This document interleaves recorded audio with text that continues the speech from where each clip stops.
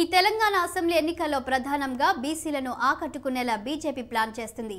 జనాభాలో 54% ఉన్న బీసీలకు అత్యధిక సీట్లు కేటాయిస్తే కలిసి వస్తుందని అంచనా వేస్తుంది. 119 స్థానాల్లో 12 ఎస్టీ, 19 ఎస్సీ రిజర్వ్డ్ స్థానాలు మినహాయిస్తే 88 జనరల్ స్థానాలుంటాయి. ఇందులో 40 సీట్లను బీసీలకు కేటాయిస్తే బడుగు బలహీన వర్గాల ఓటు బ్యాంకు పార్టీకి కలిసి వస్తుందని అంచనా వేస్తుంది కాషాయ దళం. బీసీ కార్డుతో ఎన్నికలకు వెళ్లాలని, ఇందులో భాగంగా బీసీ నేతను సీఎం అభ్యర్థిగా ప్రకటించాలని భావిస్తుంది టీబీజేపీ. ఎన్నికల్లో బీసీ నినాదం తమకు తిరుగులేని అస్త్రంగా మారుతుందని లెక్కలేసుకుంటుంది. తొలి జాబితాలో 40 నుంచి 50 మంది పేర్లను ప్రకటించే ఛాన్స్ ఉంది. వీరిలో సీనియర్లు ఎక్కువగా ఉన్నట్టు తెలుస్తోంది. ఇక దీనిపై మరింత సమాచారం మా ప్రతినిధి నాగేంద్ర లైవ్లో అందిస్తారు. నాగేంద్ర బాబు, చెప్పండి, ఇవాళ బీజేపీ పార్టీ ఫస్ట్ లిస్టును విడుదల చేయనున్నట్లు తెలుస్తుంది. దీనిపై అప్డేట్స్ ఏంటి? రైట్ శాలిని, బీజేపీ తొలి అభ్యర్థుల జాబితా ఈరోజు ప్రకటించేస్తుంది.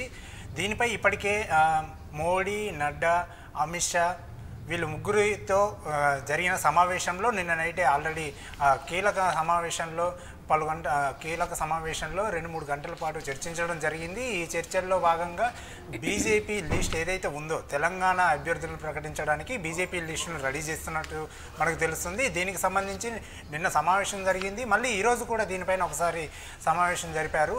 అయితే ముఖ్యంగా ఇప్పటికే తెలంగాణలో చూసుకున్నట్లయితే అటు అధికారిక బీఆర్ఎస్, ఆ తర్వాత కాంగ్రెస్ పార్టీ అధికారిక బీఆర్ఎస్ మొత్తము 115 స్థానాలకు గాను ఆల్రెడీ ముందుగానే ప్రకటించింది. ఆ తర్వాత మిగిలిన వాళ్ళని కూడా ప్రకటించింది. బీఫామ్లు కూడా అందజేశారు సీఎం కేసీఆర్. ఆ తర్వాత ఇటు కాంగ్రెస్ కూడా 55 మంది సభ్యులతో, అంటే 55 మంది అభ్యర్థులను అసెంబ్లీ స్థానాలకు ఆల్రెడీ ప్రకటించింది. మిగిలినవి రెండో జాబితాలో ప్రకటించే అవకాశం ఉంది. అయితే ఈరోజు కొంచెం లేటుగానే బీజేపీ అభ్యర్థులను ప్రకటించే లిస్టులో లేటుగా ఉందని చెప్పవచ్చు. అయితే ఈరోజు మాత్రము ఈ కీలకంగా ఢిల్లీలో జరిగిన సమావేశంలో ఎవరెవరిని ఏ ప్లేస్లో నిలబెట్టాలి, ఏ అసెంబ్లీ స్థానాలకి ఏ అభ్యర్థిని నిలబెట్టాలనే దానిపై కీలకంగా చర్చించారు. ఢిల్లీ పెద్దలతో మంతనాలు జరిపిన కాంగ్రెస్ బీజేపీ నేతలు ఈరోజు లిస్టును రెడీ చేశారు. అయితే ఈ లిస్టులో ముఖ్యంగా సుమారు 55 మందికి అభ్యర్థులను ప్రకటించే అవకాశం ఉంది. 55 పైకి కూడా దాటవచ్చు. ఎందుకంటే కాంగ్రెస్ కూడా 55 మంది అభ్యర్థులు ప్రకటించింది. అయితే బీజేపీ కూడా సుమారు 55 మంది అభ్యర్థులతో తొలి జాబితా రెడీ చేసినట్టు మనకు తెలుస్తుంది. అయితే ఈ జాబితాలో ముఖ్యంగా 3-4 ఎంపీలు కూడా ఉండే అవకాశం ఉంది. అయితే ఏవైతే ఇటు ముఖ్యంగా చెప్పుకున్నట్లయితే గోషామహల్ చూసుకున్నట్లయితే గోషామహల్లో రాజసింగ్ ఎమ్మెల్యే ఉన్నారు. ఎమ్మెల్యే పైన ఇప్పటికే క్రమశిక్షణ విధుల్లో భాగంగా పార్టీ అతని మీద సస్పెన్షన్ వేసింది. అయితే ఆ సస్పెన్షన్ కూడా ఎత్తివేయాలని చెప్పేసి ఈరోజు జరిగిన సమావేశంలో కూడా నిర్ణయించినట్టు మనకు తెలుస్తుంది. సో ఈ తొలి జాబితాలోనే గోషామహల్ టికెట్ కూడా రాజసింగ్కి ఇస్తున్నట్లు కూడా ప్రకటన ఉండబోతుందని మనకు తెలుస్తుంది. దాంతోపాటు ఏవైతే ఈ 55 స్థానాల్లో ఉన్నదో ఈ 55 స్థానాల్లో ముఖ్యంగా చూసుకున్నట్లయితే ఇటు ఎంపీలకు సంబంధించి 3-4 ఎంపీలకు సంబంధించిన అభ్యర్థులకు సంబంధించిన టికెట్లు కూడా ఖరారు చేయడం జరిగింది. వాటిని కూడా వీళ్ళు ప్రకటించే అవకాశం ఉంది. దాంతోపాటు బీసీలకే ముఖ్యంగా పెద్దపీట వేస్తున్నట్టు మనకు తెలుస్తుంది. ఎందుకంటే బీసీ నినాదమే ధ్యేయంగా, బీసీ నినాదమే జనాలకు తీసుకువెళుతూ బీజేపీ ముందుకు సాగుతుంది. ఇటు బీసీలతో పాటు మహిళలకు కూడా మొదటి ప్రాధాన్యత ఉంటుందని చెప్పేసి ఇప్పటికే బీజేపీ నేత అలాగే ఎంపీ లక్ష్మణ్ కూడా చెప్పడం జరిగింది. కిషన్ రెడ్డి కూడా ఇంతకుముందు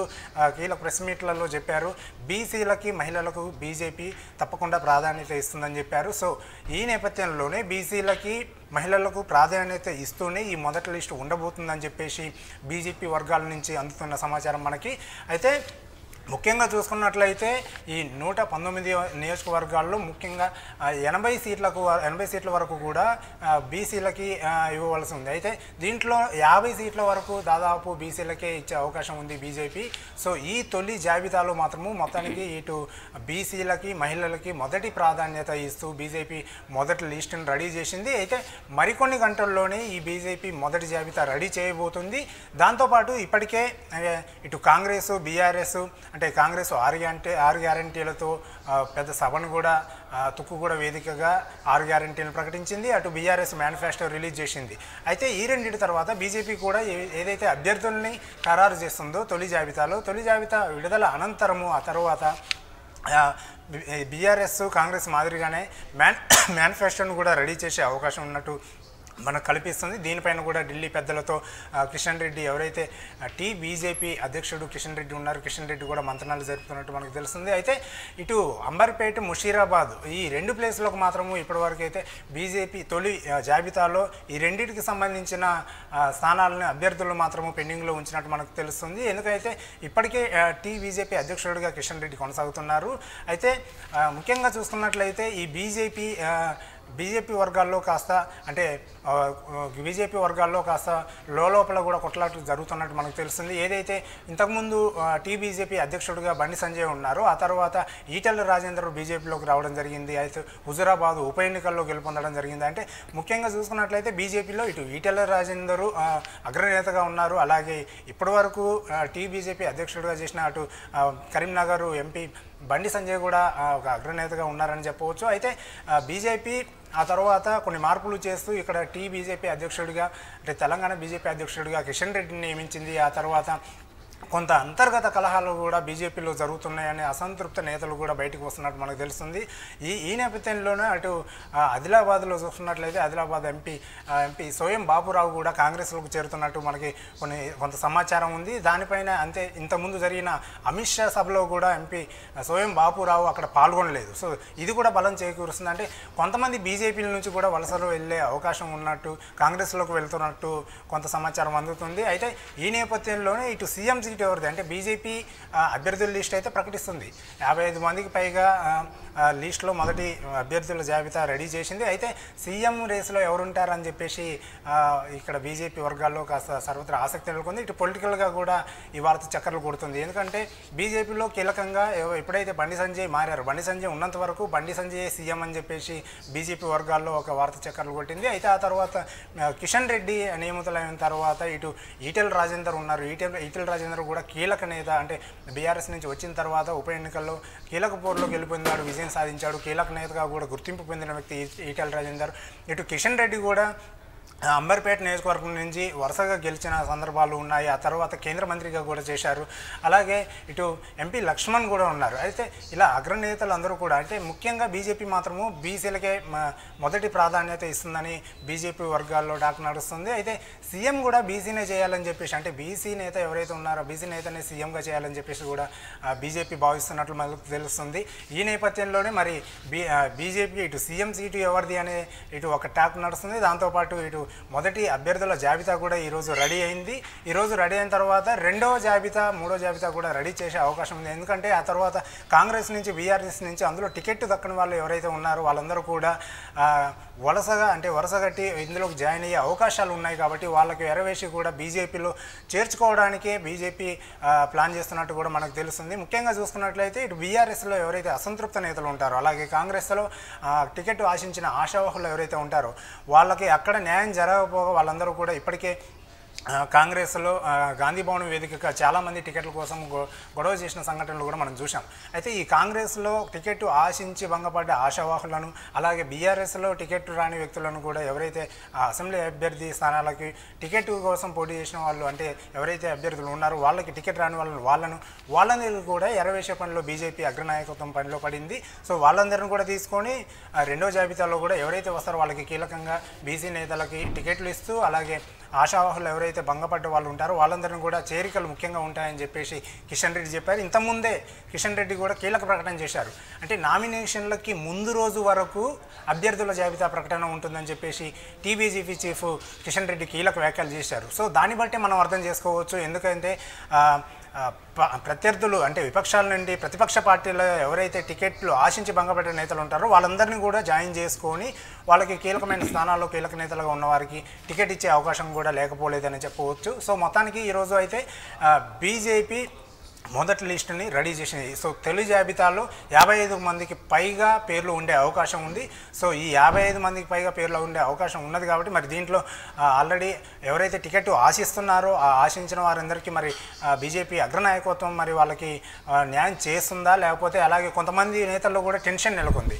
సో మరి అక్కడ వాళ్ళకి ఆ టెన్షన్ పడుతున్న నాయకులకి ఎవరైతే టికెట్ రాదని భయంతో ఉన్నారో మరి వాళ్ళకి టికెట్ వస్తుందా రాదా ఇదంతా తెలియాలంటే మాత్రము బీజేపీ మొదటి అభ్యర్థుల జాబితా కొన్ని గంటల్లో వెడవనుంది. అది వచ్చిన తర్వాతనే దీనిపైన పూర్తి స్పష్టత వస్తుందని చెప్పవచ్చు. శాలిని. నాగేంద్ర అదే విధంగా మీరు చెప్పినట్లుగానే బీసీలకు మహిళలకు పెద్దపీట వేస్తుంది బీజేపీ పార్టీ అని చెబుతున్నారు. సో ఈ విధంగా వారికి ప్రాధాన్యత ఇచ్చిన తర్వాత నెక్స్ట్ ఏ విధంగా ఉండబోతుంది పార్టీలో?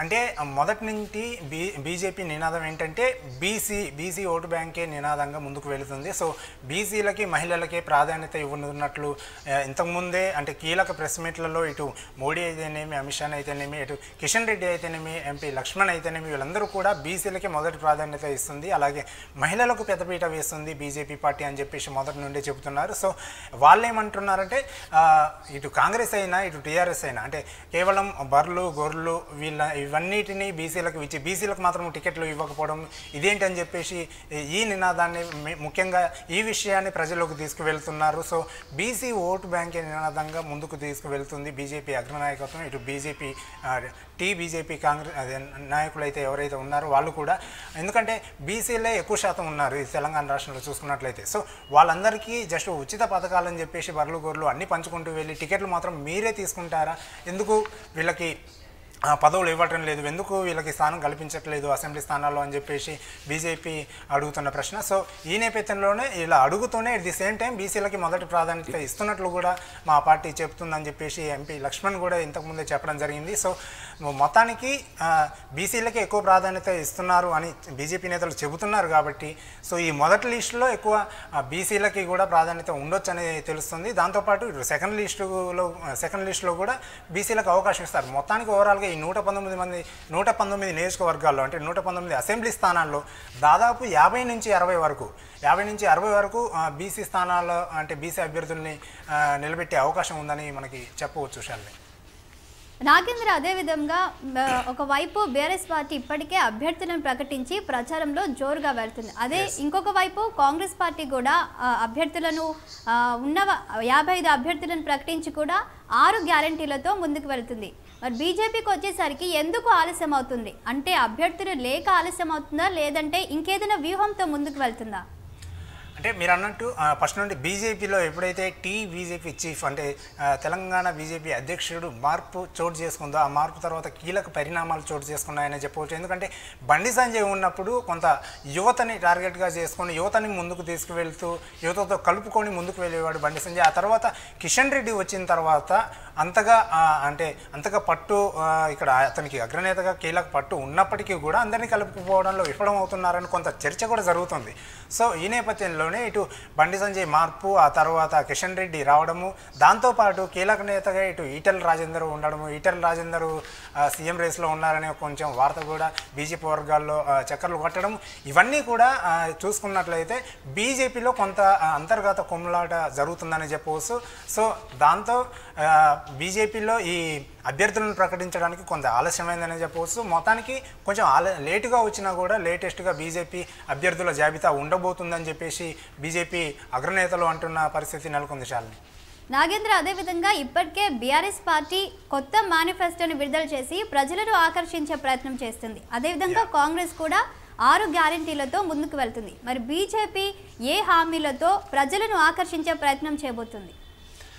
ఇప్పుడు మీరు అన్నట్టు బీఆర్ఎస్ ఇప్పటికే మేనిఫెస్టో రిలీజ్ చేసింది. మేనిఫెస్టోలో ఇంతకుముందు ఉన్న స్కీమ్లను కొనసాగిస్తూనే ప్రత్యేకంగా కొన్ని స్కీమ్లను కూడా వెలువడించింది అటు అధికార బీఆర్ఎస్. ఆ తర్వాత కాంగ్రెస్ కూడా వేదికగా 6 గ్యారెంటీలను ప్రకటించింది. 6 గ్యారెంటీలని ప్రజల్లోకి తీసుకువెళ్తూ ప్రచారంలో ఇప్పటికే జోరు పెంచిందని చెప్పవచ్చు. అయితే బీజేపీ విషయానికి వచ్చినట్లయితే ఇప్పటివరకు మేనిఫెస్టో విషయానికైతే ఇంతవరకు చర్చలు అయితే జరిగినాయి, కానీ మేనిఫెస్టోని రిలీజ్ చేయడానికి ఇంకా సన్నద్ధం అవుతున్నదని చెప్పాలి. అయితే ఈ మేనిఫెస్టోలో ముఖ్యంగా చూసుకున్నట్లయితే ఉచితంగా వైద్యం, విద్య ఈ రెండింటికి మొదటిగా ప్రాధాన్యత ఉంటుందని చెప్పేసి కిషన్ రెడ్డి ఇంతకుముందే పలు ప్రెస్ మీట్లలో చెప్పడం జరిగింది. సో మనం చూసుకున్నట్లయితే బీజేపీ మేనిఫెస్టోలో ముఖ్యంగా ఇటు మహిళలకు పెద్దపీట వేస్తున్నాయి. అంటే మహిళలకు సంబంధించిన పథకాలు అయితేనేమి, ఆ తర్వాత విద్య, వైద్యం అయితే తప్పకుండా ఉచితంగా ఇస్తాం. అంటే బీజేపీ ప్రభుత్వం వస్తే తప్పకుండా ఉచిత వైద్యం, ఉచిత విద్య ఈ రెండు కూడా తప్పకుండా అమలు చేస్తాం అధికారంలోకి రాగానే. డిసెంబర్ 3న అధికారం చేపట్టబోయేది బీజేపీయే.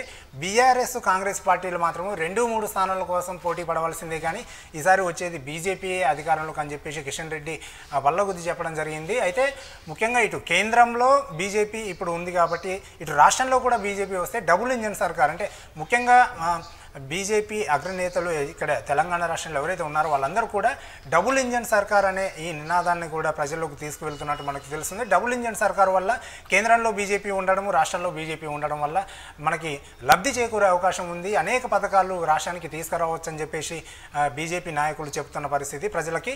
అయితే దాంతోపాటు మహిళలకి పెద్దపీట వేస్తూ మహిళలకు సంబంధించిన పథకాలు ప్రత్యేకంగా బీజేపీ మేనిఫెస్టోలో చేకూర్చుతున్నట్లు మనకు తెలుస్తుంది. దాంతోపాటు ఇటు వైద్యం, విద్య ఈ రెండింటిని కూడా కీలక అంశాలుగా చేర్చుకొని ఈ 3 అంశాలకు సంబంధించి పెద్దపీట వేస్తూ బీజేపీ మేనిఫెస్టో రెడీ అవుతుందని చెప్పవచ్చు. శాలిని, నాగేంద్ర, అదేవిధంగా ముందు నుంచి కూడా బీజేపీ ఒంటరిగానే బరిలోకి దిగనున్నట్లు ప్రచారం చేస్తూ వచ్చింది. కానీ 2 రోజుల క్రితం జరిగిన సంఘటన ఏంటంటే కేంద్ర హోంమంత్రి కిషన్ రెడ్డి జనసేన అధినేత పవన్ కళ్యాణ్ని కలిసి మద్దతు అడిగినట్టు తెలుస్తుంది. తెలంగాణ ఎలక్షన్లో ఎందుకు కారణం ఏంటి?